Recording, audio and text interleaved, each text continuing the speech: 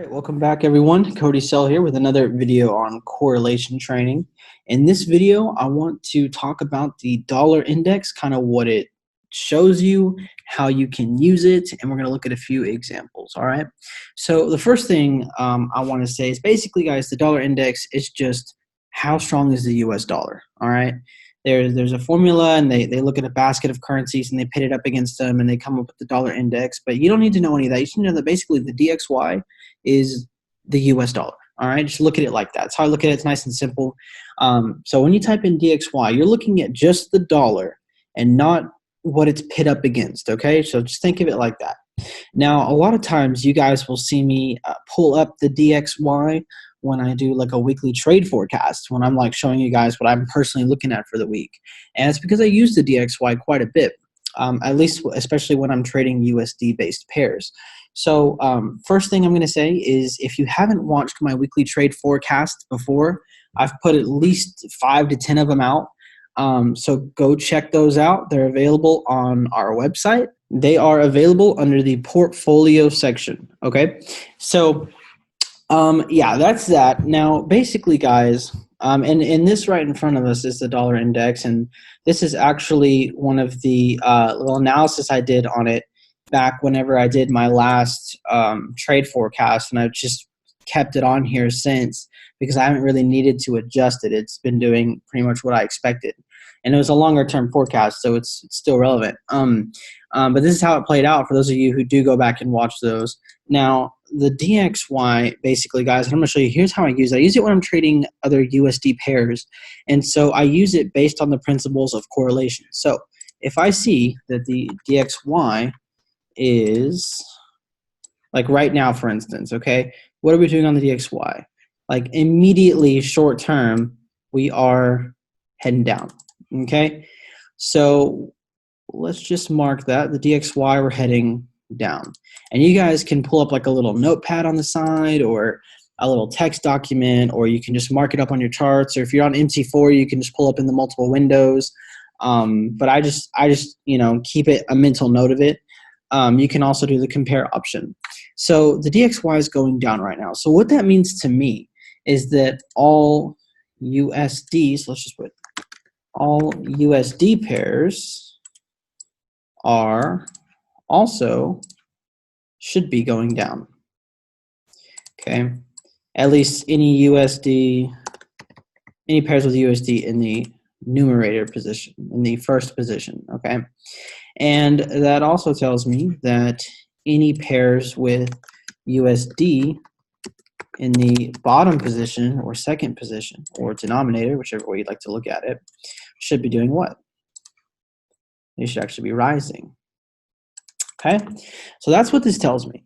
So if I do an analysis on the dollar index and I pull up, for example, Euro USD, so let's take example Euro USD. Okay, and let's say that I'm looking at the dollar index right now. I'm like, okay, we are heading down. Therefore, what do I expect Euro USD to be doing? Heading up, right? Heading up, because in this case, the dollar is in the second position or the bottom, right? So I expect that Euro USD will be heading up. So let's take a look. Let's compare Euro USD. Voila. Euro USD is shown as this red line right here. And what are we doing in the live market on Euro USD? We're heading up. It's that simple. And you guys can look around too. It looks like a complete mirror image.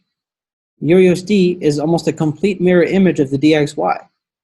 You guys see this? Okay. Encourage you guys to pause the video, go take a look.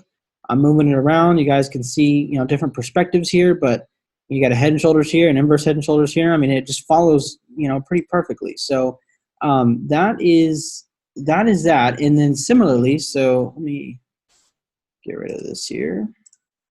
Get rid of this on the screen. Okay. So let me get right back to where we were. Okay. So Euro USD is a perfect mirror image of this dollar index that we have pulled up right here, as demonstrated right here, nice and cleanly. Now, similarly, if I were to pull up, for instance, USD JPY. So let's say example USD JPY. In this case, based on my understanding of what's going on the dollar index right now, so we're heading down right here, what would I expect to be going on USD JPY? I expect it would be going down, right? Because I'd be expecting, okay, US dollar is going to mimic the DXY right there in the first position. So let's take a look. USD JPY. Oh, big shock. What are we doing, guys? We are dropping just like that. All right, real simple. Now let me get Euro USD off here to clear it up a little bit, but you guys can pause and take a look at how this correlation is playing out perfectly.